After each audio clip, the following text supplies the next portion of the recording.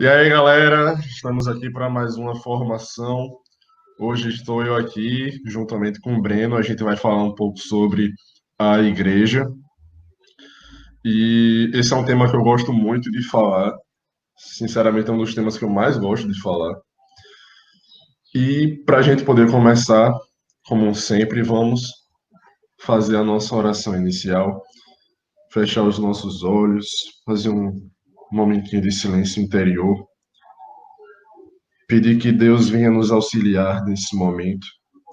Que o Espírito Santo venha sobre mim, venha sobre Breno, para que as nossas palavras sejam palavras de fato inspiradas por Deus, naquilo que a Santa Igreja nos ensina. A cada um dos crismandos que for assistir essa formação, que o Espírito Santo abunde em seus corações, traga consigo os seus dons e nos ilumine sempre, para a maior honra e glória de Deus. Vinde, Espírito Santo, enchei os corações dos vossos fiéis, e acendei neles o fogo do vosso amor. Enviai, Senhor, o vosso Espírito, e tudo será criado, e renovareis a face da terra. Oremos. Ó Deus, que instruístes os corações dos vossos fiéis com a luz do Espírito Santo, fazei que apreciemos retamente todas as coisas segundo o mesmo Espírito, e gozemos sempre de sua consolação. Por Cristo, Senhor nosso. Amém. A vossa proteção recorremos, Santa Mãe de Deus. Não desprezeis as nossas súplicas em nossas necessidades, mas livrai-nos sempre de todos os perigos. Ó Virgem gloriosa e bendita. Amém. Em nome do Pai, do Filho e do Espírito Santo. Amém. E aí, Breno, você deu gás aí, comece. Então, eu acho que temos que introduzir um pouco esse tema, né? Um tema muito vasto. E para a gente começar essa introdução, eu acho interessante a gente entender um pouco do que, como é que eu posso chamar, do que, como que seria a igreja e por que a nossa verdadeira igreja de Cristo, como ela foi fundada. Nós formos até a Escritura, em Mateus, capítulo 16, versículos 16 a 19, vamos ter a seguinte passagem. Deixa eu...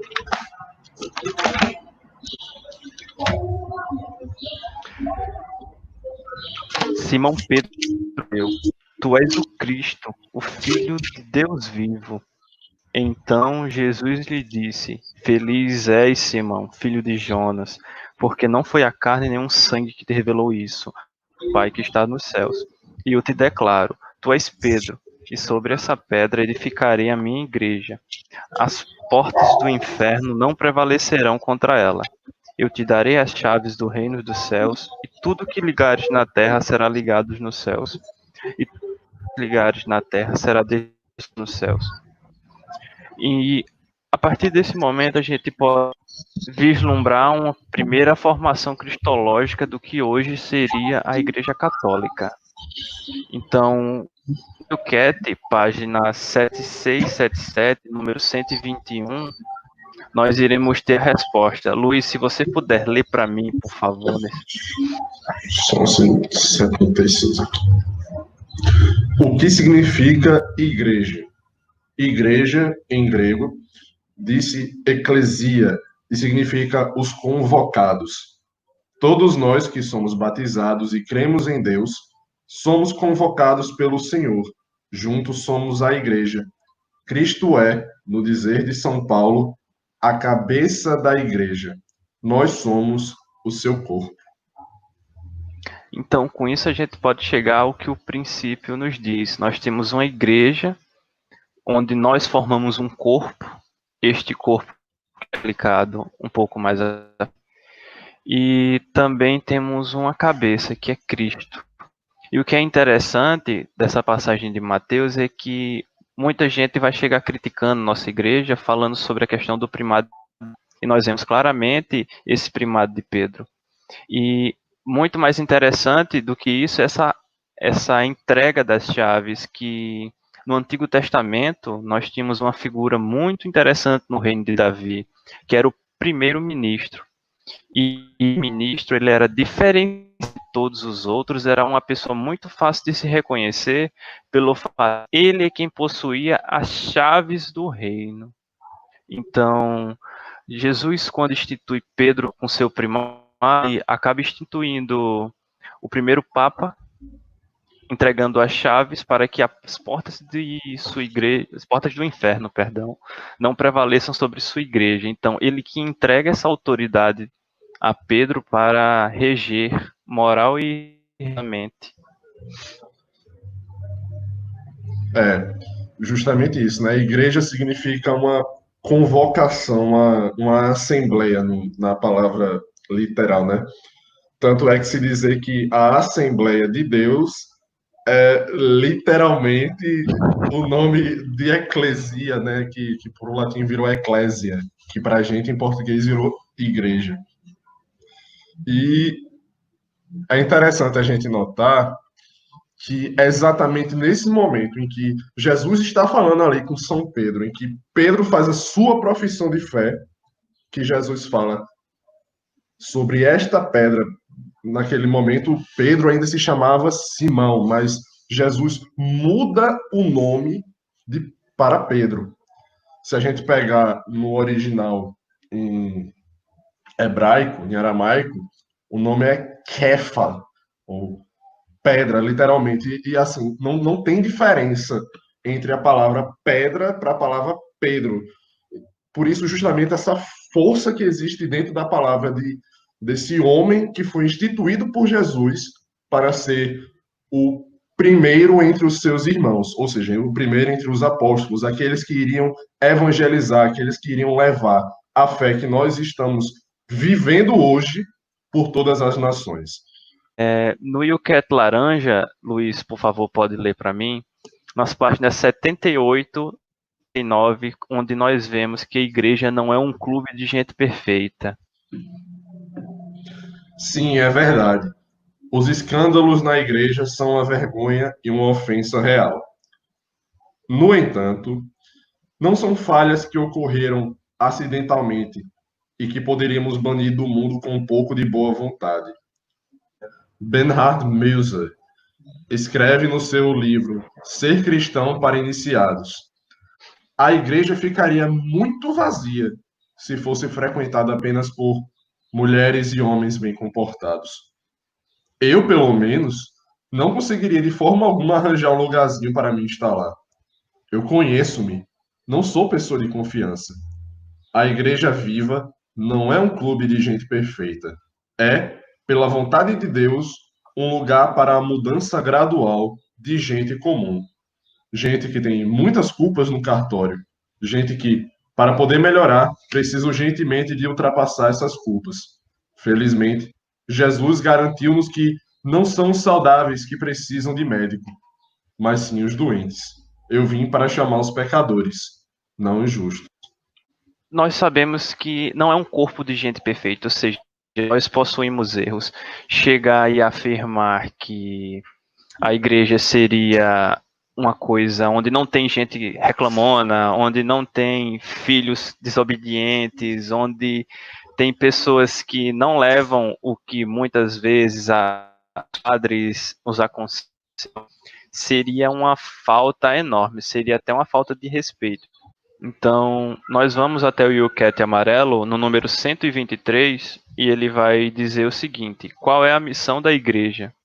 E lá temos a resposta que nos fala que é permitir que em todos os povos brote e cresça o reino de Deus que Jesus orou. Então, a nossa igreja, ela serve como humanos, ou seja, ela é continuação daquilo que Jesus começou e vai nos transmitindo todos os ensinamentos para que nós aprendamos. Dizer que não vamos espernear como uma criança chorona e abusada? Vamos. É muito duro, muitas vezes, lidarmos com nós mesmos, porque eu acho que uma das piores partes, pelo menos para mim, da conversão em si, justamente associar a mim mesmo a minha culpa, achando que foi culpa do que eu aprendi, culpa disso e daquilo.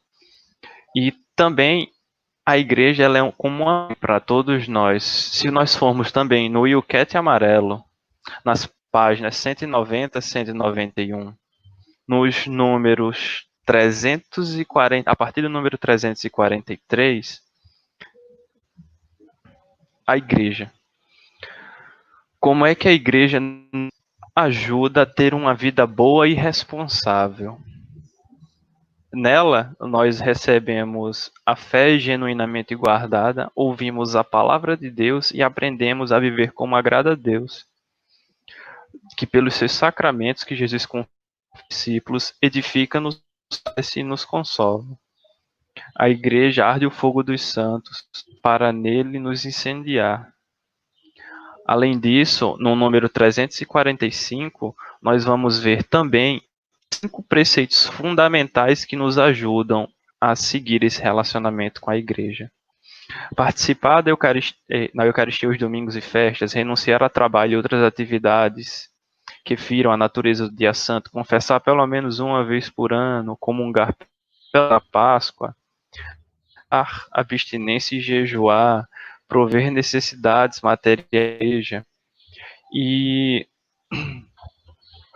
a gente vai vendo que, por mais que nós tenhamos todos esses ensinamentos, continuamos muito pecadores. E eu acho até interessante porque... Eu só queria te interromper só um segundo, desculpa aí, Breno. Porque 5 preceitos talvez não dê talvez a força da palavra que tem aqui. São, na verdade, os 5 mandamentos da igreja. Ah, seja, pronto. É porque eu li no literal mesmo. Do jeito que é escrito. Mas justamente deixando isso assim de uma forma mais clara. Da mesma forma que nós temos os 10 mandamentos, e que quem se lembra lá da formação sobre pecado, eu falei que ferir um dos 10 mandamentos é um pecado mortal, porque possui uma matéria grave. A mesma coisa se pode falar para os 5 mandamentos da igreja. Ou seja, deixar de realizar ou transgredir um desses 5 preceitos, um desses 5 mandamentos da igreja, também é um pecado de matéria grave. Porque, como a gente está falando aqui, a igreja é o corpo de Cristo. Ou seja, quando eu atinjo a igreja, eu atinjo também o próprio Jesus. Então, pronto, só para concluir aqui. O que é que a gente traz com isso? A igreja, quando ela nos ensina, ela procura nos ajudar a nos educar. E quer dizer que não existam pessoas pecadoras? Não. Significa dizer que não existe aquele famoso do contra, que tipo, eu não acredito nisso? Também é óbvio que não. É interessante o que você mencionou um pouco mais cedo, ela nos ajuda a melhorar continuamente. Eu acho que é uma das maiores missões que ela tem. A gente se esquece de olhar para a história da igreja, olhar para a realização da igreja através daqueles que, de fato, podem ser chamados de católicos. Aqueles que, de fato, viveram a fé. Aqueles que, de fato, se tornaram um outro Cristo. Aqueles que se igualaram de tal forma a Jesus que muitas vezes receberam até as marcas de Jesus, como São Francisco de Assis, que recebeu os estigmas, São Padre Pio, Santa Rita de Cássia e tantos outros santos. Quanto mais nós nos configuramos pelo Espírito Santo, lá da formação que a gente teve 2 semanas atrás, quanto mais a gente se aproxima de Jesus, mais nós fazemos parte da igreja. Ninguém vai estudar a história da arquitetura olhando só para os prédios que desabaram. Você vai estudar através das grandes edificações, dos grandes prédios, dos grandes monumentos. Da mesma forma, querer olhar para a igreja e olhar apenas para mim, que sou um traidor, que sou um miserável, que sou um pecador, é uma falta de respeito muito grande. Nós precisamos sim olhar para aqueles que foram santificados através da igreja, que é exatamente esse ponto que você está falando aí. A igreja nos santifica porque é a ação do próprio Jesus, pelo Espírito Santo, que nos torna cada vez mais santos, que nos faz viver cada vez mais os dons e as bem-aventuranças de Deus. Ou seja, olhar para a igreja é ter que olhar necessariamente para a vida dos santos. Dentre todas essas formações que nós já tivemos agora, necessariamente importante é o papo de santidade que a gente está fazendo lá no Instagram. Porque lá é onde exatamente a gente está vendo o que é a igreja. É a vida dos santos. Os Eu santos. não lembro quem foi o santo. Você que entende mais, mas eu anoto mais a frase do que o autor, é um problema meu, que ele nos fala o seguinte: pregue, né? E se preciso, use palavras. São Francisco de Assis. Achei fantástico, assim, depois desse dia eu comecei a adotar bastante essa frase. E evoluindo um pouco sobre a nosso pequeno bate-papo aqui, nós vamos umas características a nossa igreja tem. Quando nós professamos o credo, dizemos que a nossa igreja ela é una, santa, católica e católica. Então, o que nós nos é ensinado através da igreja quando significa dizer que ela é una. O catecismo, parágrafos 813 a 822, ele vai nos resumir em 3 pequenos pontos que eu achei interessante. A confissão de uma só fé, recebida pelos apóstolos, a celebração comum do culto divino, sobretudo dos sacramentos, e a sucessão apostólica pelo sacramento da ordem, que mantém a concórdia fraterna da família de Deus. E isso é o que é uma certa forma de uma interligação. Eu acho que o fato de nós termos pessoas imperfeitas sendo nadas através de uma fé perfeita é o que faz a beleza da nossa igreja, porque se você for ver, por exemplo, podemos pegar pessoas que são pecadoras, mas mesmo assim elas ainda vão defender a Virgem Maria com a defesa que ela é perfeita. É a beleza da unicidade que é falada. E apesar de todos esses obstáculos, ela ainda continua unida. É até engraçado porque se a gente for partir para os filmes Hollywood ou até mesmo para os livros, vamos chegar vendo pessoas que sempre vão à Igreja Católica por algum motivo, que é um lugar onde todos vão, entre aspas, sempre que estão precisando de alguma coisa, sempre que precisam agradecer, estão ajoelhados diante de um altar. Bom, prosseguindo, a gente tem aí porque a igreja é santa, né? Ela é uma santa católica e apostólica. Por que a igreja é santa? A igreja é santa porque o seu criador, aquele que a instituiu, aquele que a fundou, é santo. Melhor dizendo, é o próprio Deus. Foi Jesus quem fundou a Santa Igreja Católica. Não foi Constantino, como alguns gostam de imaginar. A igreja ela foi fundada pelo próprio Jesus Cristo, que é o próprio Deus, ou seja, ela é santa justamente por esse motivo, porque aquele que a instituiu, aquele que a fundou, é santa, é santo.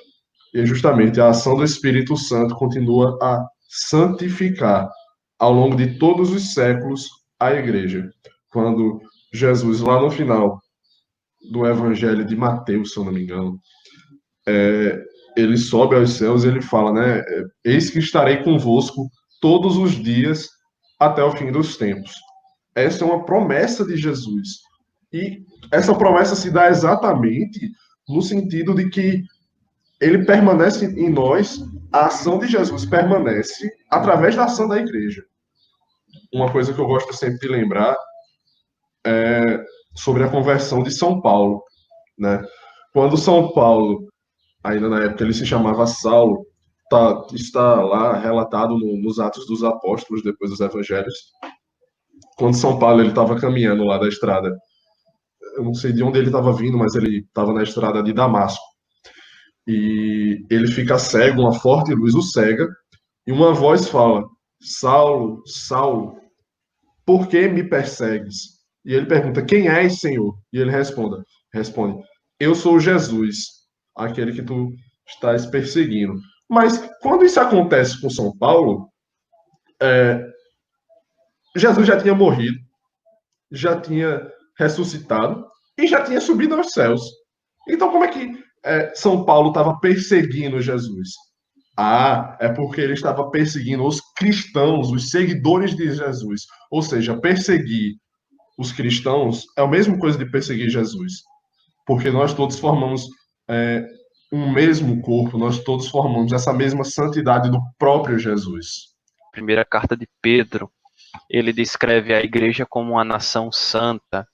Na carta de aos Efésios, ele vê ela como esposa de Cristo. Na segunda carta de Corinto, ele descreve como sendo um templo do Deus vivo. Então, a gente vê esse exemplo de santidade que é ensinado aos apóstolos, culmina na nossa igreja.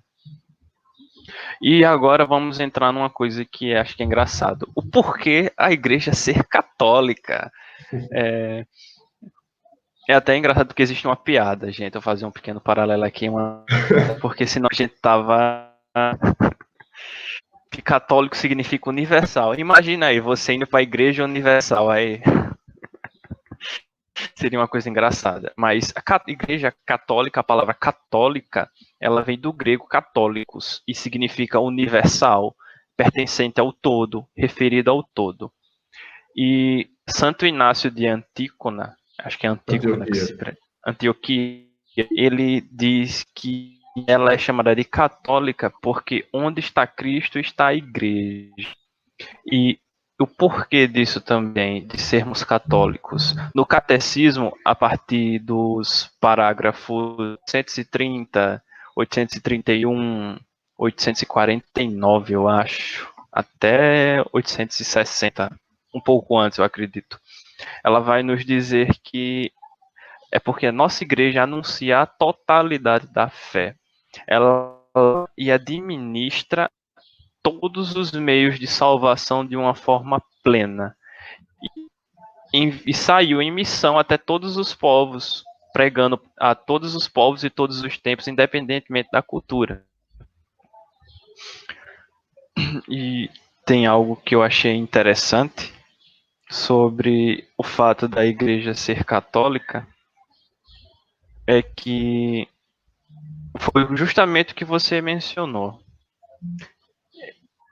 Quando Mateus diz no capítulo 28, versículos 18 a 20, que estareis com eles todos os dias até o fim do mundo. E falar de igreja católica também nos remete a outras características. E nos vai remeter também à característica que ela é una, mais uma vez.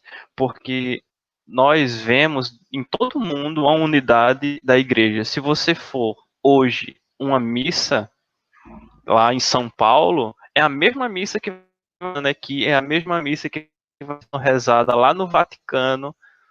Então chegamos a outro terceiro ponto e característica de o porquê a nossa igreja ser apostólica. No YouCat, no YouCat amarelo que vocês têm aí em casa, número 137, nós teremos uma definição do porquê a nossa igreja é apostólica.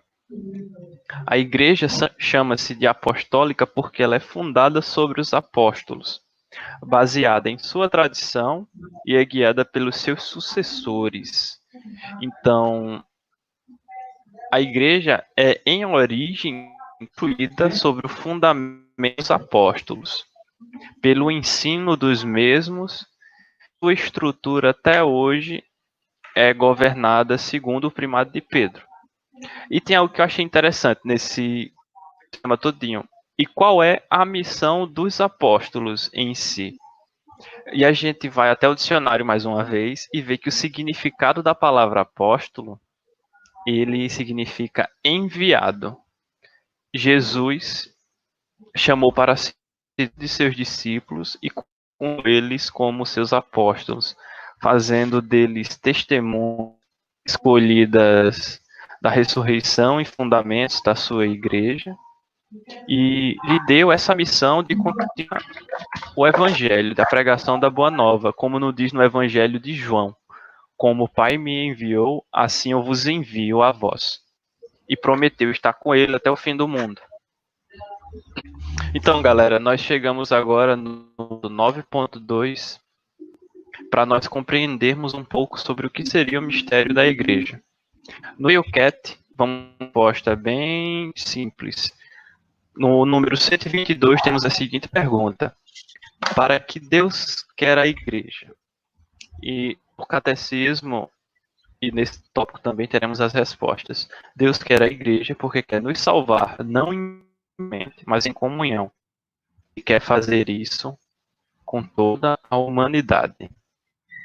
No IUCAT amarelo, número 126, vamos ter mais essa resposta. O que significa dizer que a igreja é o corpo de Cristo? Sobretudo pelo sacramento do batismo e da Eucaristia, surge uma indissolúvel ligação entre Jesus Cristo e os cristãos. A ligação é tão forte que ela o une a nós como uma cabeça aos membros de um corpo humano. Então, agora para a gente compreender melhor essa parte, é bom nós pegarmos, pega a Bíblia e pega a primeira carta de Coríntios, capítulo 12, versículos 12 a 28, onde nós teremos o seguinte: porque como o corpo é um todo com muitos membros, e todos os membros do corpo, embora formam um corpo, assim também é Cristo. Em um só Espírito fomos batizados, todos nós, para formar um só corpo, judeus ou gregos, escravos ou livres, e todos fomos impregnados do mesmo Espírito. Então, quando nós vamos ter uma interpretação dessa carta, ela vai dizer que ela vai chegar um momento que ela fala um só corpo. Mas o que significa esse um só corpo? Esse corpo ele não é simplesmente uma metáfora para algo que é físico, ou seja, para a igreja, aquela igreja de pedra que a gente vê e vai assistir a missa. Mas ele foca como nós estamos unidos pelos sacramentos. E essa união é independente de qualquer coisa. E isso a gente vislumbra quando Paulo fala sobre judeus ou gregos, livres ou escravos. Ou seja, independentemente de qualquer coisa, essas diferenças são, irrelevantes. Não tem relevância nenhuma aos olhos de Deus. Disso, quando nós bebemos de um só Espírito, nós estamos nos referindo aqui sobre o batismo, que nos renova, assim como a Eucaristia. E vai passando um pouquinho da passagem, você aí quando for lendo, vai ver que Paulo vai retratando as diferentes funções do corpo. E que essas funções são diferentes, mas que elas trabalham em harmonia. E que, trazendo isso para a nossa realidade, quer dizer que cada um de nós, apesar de diferente, temos uma função vital e indispensável no corpo de Cristo. Desse modo, não nos envergonhemos. Muitas vezes a gente quer exercer uma tarefa importante, mas muitas vezes aquela tarefa que nós achamos que não é importante, como, por exemplo, sei lá, caridade. Muita gente quer pregar, muita gente quer isso, mas a caridade é tão importante quanto a pregação. E que nós devemos exercer essas tarefas para o bem comum. E com essa união no corpo de Cristo, nós devemos excluir algumas coisas, como a indiferença, a mesquinharia, o egoísmo com os outros, e nos incentivar pela compaixão e pela caridade, tendo por Cristo como a cabeça e o corpo, todos nós que somos igreja. Da mesma forma que a minha cabeça manda as instruções para o meu corpo fazer o que eu bem entender, Cristo, que é a cabeça da igreja, é quem dá as ordens, as instruções para que os seus membros possam atuar. Né? É até uma forma mais bonita da gente conseguir enxergar essa ação do próprio Jesus no seio da igreja. E também falar sobre Nossa Senhora, né? Afinal de contas, como diz São Luís de Montfort, seria um absurdo a mesma mãe da origem, a cabeça do filho, mas o corpo do filho ser feito por outra mãe. No significado de que, se Maria gerou a cabeça, que é o Cristo, né, o Cristo total, então o corpo também tem que ser gerado pela Virgem Maria. Ou seja, Maria é mãe da igreja. Esse é um dos títulos que a gente falou lá nos nossos aprofundas, né? Maria também é mãe da igreja. Ela é nossa mãe. É ela quem cuida de nós, é ela quem nos ensina, quem nos mostra a fé. Você vê, tem muita gente assim que fala, na igreja não dão espaço para a mulher e tudo mais. Essa é a maior leseira do mundo, porque o maior cristão que já existiu na face da terra é Nossa Senhora. Né? Não tem como a gente falar sobre Jesus, porque Jesus é Deus. Mas Nossa Senhora é uma criatura, é uma pessoa humana. E é o maior exemplo de cristão, de católico, de santidade que nós podemos ter. Passando um pouco à frente, nós temos algumas definições também para a igreja, que é a esposa de Cristo. E isso o Will Cat, no número 127, o Will Cat amarelo, vai nos dizer. O que significa dizer que a igreja é a esposa de Cristo? Jesus ama a igreja como o esposo ama sua esposa. Ele liga-se a ela para sempre e entrega a sua vida a ela. E o catecismo, ele vai nos dizer que o próprio Senhor se define como esposo da igreja porque ele amou tanto ela e se uniu a ela por uma aliança que é eterna, assim como um casamento. Essa aliança que os noivos celebram, uma aliança tão bonita que é o matrimônio. E também para fazer da igreja santa e fazer ela uma mãe fecunda para os seus irmãos e filhos de Deus Pai. E é interessante, porque enquanto a palavra corpo evidencia a unidade da cabeça com seus membros, o termo esposa, ele nos traz a distinção dos dois numa relação entre pessoas. E agora vamos chegar a um tema muito interessante, um tema que eu passei um mês para entender. O que significa a comunhão dos santos, galerinha? Nós vamos até o Yucat amarelo, no número 146, e nós teremos o seguinte. Pertence à comunhão dos santos todas as pessoas que colocaram a sua esperança em Cristo e lhe pertencem pelo batismo. Tenham elas já morrido ou vivem ainda, porque somos um só corpo em Cristo, vivendo em comunhão que abraça o céu e a terra. Tem um local que é bem interessante, que nós vamos ver isso, que é na primeira carta a Timóteo, capítulo 2, versículos de 1 a 6, onde São Paulo vai nos ensinar que Jesus ele é o único mediador que reconcilia o mundo com o Pai pelos laços da nova aliança, pelos laços da cruz. E o que antes separava os homens foi preenchido por Cristo, pela sua mediação que é única. Mesmo assim, essa mediação, ela não descarta a mediação, a intercessão dos anjos e dos santos, já que a união com Cristo pelos sacramentos possibilita que todas as pessoas tomem parte nessa obra de forma subordinada e participativa, e ele vai nos ensinar a intercedermos uns pelos outros, e que tal mediação é agradável e boa aos olhos de Deus. Ou seja, nós orarmos pelos nossos irmãos, nós orarmos pela família, pela nação, pela conversão. Então, nós chegamos que Cristo é um único mediador. Ele é um mediador.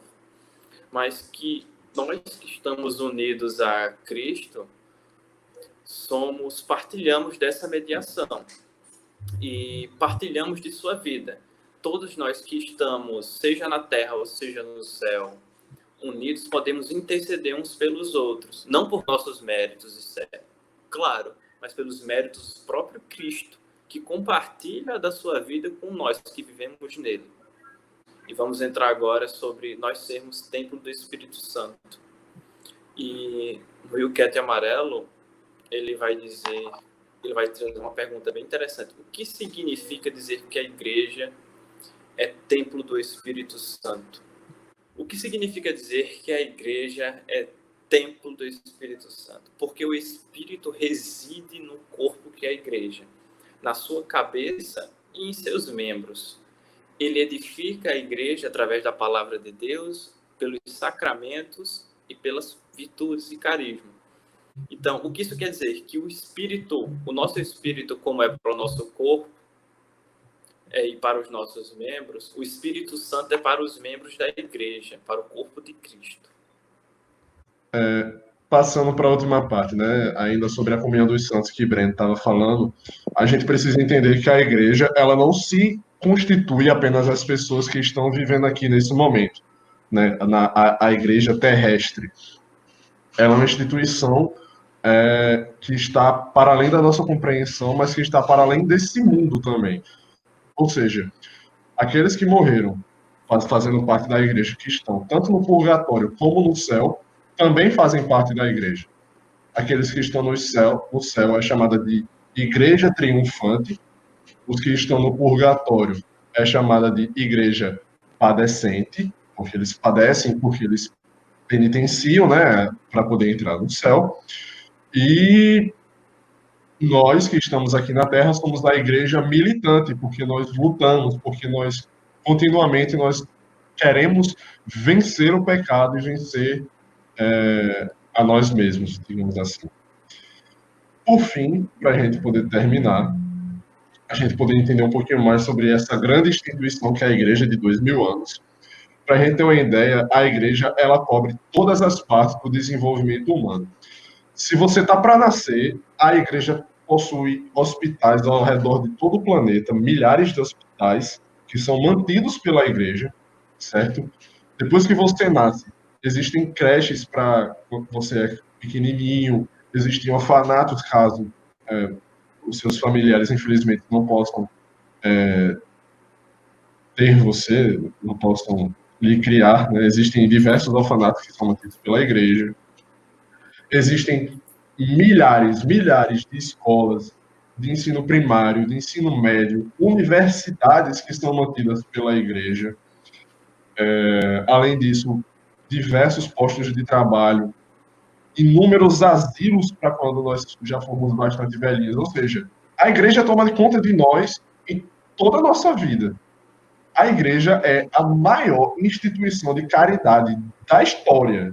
Tanto hoje como no passado, a igreja é a maior instituição de caridade do mundo. Nós temos aí, se eu não me engano, 400 mil padres, eu já falei dos 5 mil bispos, 600 mil religiosos. Existem as ordens religiosas, os franciscanos, os jesuítas. Existem os padres chamados de clero regular, o clero diocesano, como o padre Abel, porque eles fazem parte de uma diocese. Enfim, a igreja é gigantesca. E as pessoas muitas vezes olham para ela com desdém, com um olhar mesquinho, sendo que nada na história do Ocidente, e quiçá do mundo inteiro, conseguiu transformar uma sociedade de tantas pessoas como a Igreja Católica. A Igreja Católica é a base da moral que nós temos em todo o Ocidente. A Igreja Católica mudou a história do mundo. E quando eu falo a Igreja Católica, eu estou falando também do próprio Jesus. O próprio Jesus mudou a história do mundo. Nada ficou como era antes. E falar sobre aquilo que é a igreja é falar mais do que uma instituição temporal. É falar justamente dos santos, é falar daqueles que estão no purgatório, é falar daqueles que vivem de fato a sua fé. Por fim, para a gente poder terminar aqui, se você quiser depois também dar alguma finalizada junto, falar um pouco sobre a missão da igreja, que está lá no ponto 6. Não, é 9.6. Falar um pouco sobre a missão da igreja, que está lá no 9.6, do Yuquete Laranja. A igreja possui, está dizendo aqui, né, 3 missões principais. Anunciar a palavra de Deus, administrar os sacramentos e realizar os serviços religiosos e servir a humanidade através do amor. Basicamente, a igreja possui a missão que o próprio Cristo possui. Jesus veio para pregar, Jesus veio para curar, Jesus veio para servir a toda a humanidade. Ou seja, a missão da igreja é a missão de Jesus.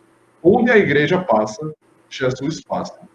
E quando a gente está falando também aqui da igreja, nós estamos colocando essa responsabilidade sobre nós, porque nós somos os seus membros. Ou seja, se a igreja possui uma missão, essa missão é minha. A missão de anunciar a palavra de Deus, essa é a minha missão. Essa é a missão de Breno. Essa é a missão de você, Crismano, que está nos assistindo aí.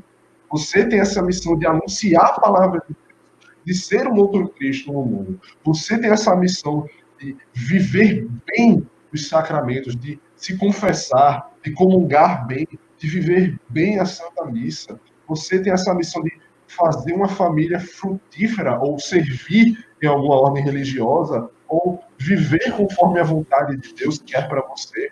Você tem essa missão de servir no amor e na caridade para as outras pessoas. Veja que amor e caridade são palavras que vêm da mesma palavra, caritas. É a mesma coisa. O amor, essa caridade que vem de Deus, que nos impele. Essa é a missão de Deus. Fazer Cristo reinar no mundo. Fazer com que Cristo possa viver em nós de tal forma que eu, andando no meio da rua, seja Jesus podendo iluminar as outras pessoas. Essa é a nossa missão. E aí, Breno? Eu acho interessante essa missão dos cristãos no mundo. Nós temos a segunda carta de Timóteo, capítulo 4, versículos 1 a 8, onde São Paulo ele se faz como testemunha da corte de Jesus Cristo e fala como Jesus preside como juiz e faz o último alerta a seu discípulo, Timóteo, que no caso somos nós, todos nós somos discípulos, para que levemos a sério a nossa missão que Deus nos instituiu, onde devemos proclamar o Evangelho, fazer um melhor uso do nosso tempo para nos dedicarmos também a Deus, resolvermos problemas dos nossos amigos que muitas vezes estão com falta de fé, aquele amiguinho triste que está precisando ouvir a palavra de Deus. E São Paulo também, ele abraça o seu martírio, ele nos ensina a abraçar a nossa cruz, sabe? Que nós precisamos ser mais fortes. Existe uma parte interessante que é disso. Não peça que Deus afaste a sua cruz, peça que Ele dê ombros fortes. E que ele fala que está próximo de receber a coroa da justiça. E é interessante porque essa coroa é aquela coroa que a gente vê nos Jogos Olímpicos para aqueles vencedores da batalha, aqueles que combateram o bom combate. E São Paulo utiliza essa figura de linguagem para dizer que venceu, com a graça de Deus, o pecado. É uma esperança para ele que viveu 30 anos de ministério pregando a palavra, mantendo-se firme na fé e sem desviar do caminho que Deus traçou para ele. Acho que é só isso, meu irmão. Finalmente. É isso para mim. Enfim, falar sobre a igreja tem muito mais coisa que a gente podia passar aqui. Mas nós já fomos crismandos. Nós também não gostamos, eu pelo menos não gosto de EAD, né? Eu sei que é difícil para os crismandos estarem vendo essas formações aqui da gente, mas eu agradeço se você continuou com a gente aí até o fim, se você não nos abandonou, se você não foi pedir a ajuda dos seus amiguinhos porque você não queria ver essa formação, porque ela estava longa demais. Que Deus possa continuar nos abençoando, nos guiando, que Ele de fato possa nos mostrar cada vez mais esse mistério que é a igreja. Uma coisa que eu tenho total certeza é que se 1000 vidas eu tivesse, nessas 1000 vidas eu seria católico. Porque de fato isso mudou totalmente a minha vida. E mudou a de muitas outras pessoas também. Quem sabe não é para você que está assistindo essa formação aqui com a gente, né? Enfim. Queria que Breno pudesse fazer a nossa oração final. Fala aí. E para concluir o que o Luiz falou, gente, se a gente fosse falar sobre igreja, a gente ia passar 3 horas aqui e não ia cessar. Mas eu e tu, meu amigo... Aqui, apesar de ser chato e demorado, veja com bons olhos, sabe? Porque isso é um aperitivo do aperitivo. É como se você estivesse tomando um dedo de um copo d'água. E vamos encerrar agora, agradecendo a Deus por mais esse dia de formação, por mais essa oportunidade de estarmos aqui com vocês e que Ele abençoe todos nós, sempre iluminando nosso caminho. Que nossa Mãe nos proteja com seu manto e que nosso anjo da guarda sempre nos guarde. E para isso iremos rezar um Pai Nosso, um Ave Maria, um Santo Anjo. Se você puder, reze conosco. Pai nosso que estás nos céus, santificado seja o vosso nome. Venha a nós o vosso reino. Seja feita a vossa vontade, assim na terra como no céu. O pão nosso de cada dia nos dai hoje. Perdoai-nos as nossas ofensas, assim como nós perdoamos a quem nos tem ofendido. E não nos deixeis cair em tentação, mas livrai-nos do mal. Amém. Ave Maria, cheia de graça, o Senhor é convosco. Bendita sois vós entre as mulheres, e bendito é o fruto do vosso ventre, Jesus. Santa Maria, Mãe de Deus, rogai por nós, pecadores, agora e na hora de nossa morte. Amém. Santo anjo do Senhor, meu zeloso e guardador, se a ti me confiou a piedade divina, sempre me rege, me guarde, me governe, me ilumine. Amém. Não há poder maior que o da Santíssima Trindade, e é nesse poder que nós nos revestimos, nos dizendo, em nome do Pai, do Filho e do Espírito Santo. Amém. Uma satisfação enorme estar com vocês. Dúvidas, eu, Luiz e os outros catequistas estamos à total disposição. Usem e abusem, gente. E vocês têm um mecanismo que é eu, Luiz, e muita gente gosta de falar besteira, mas besteira aqui é interessante. Aproveitem, velho. Aproveitem, porque eu abusei muito desse povo no meu tempo de crismando. Agora é hora de vocês abusar a gente. E é isso, um abração, Deus abençoe a todos vocês e valeu. Tchau, galera. Deus abençoe.